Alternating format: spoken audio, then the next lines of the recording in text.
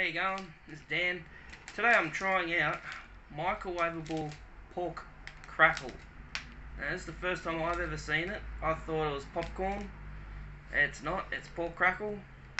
You cook it in the microwave for 2 minutes. There's no popping involved like popcorn. So let's give this a go. I've never seen this stuff before. Here's the bag of it. I would say freshly popped, but it's not.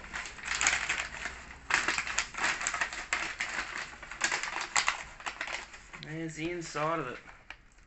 Yummy. Nice hot pork crackle straight from the microwave. Alright.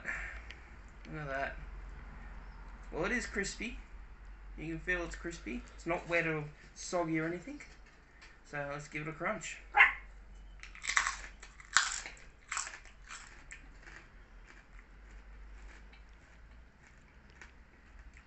Surprisingly good.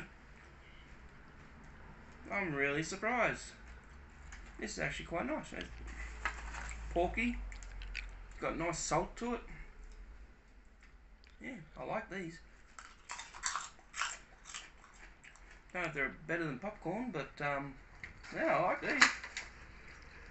Alright, well, thanks for watching. Cheers.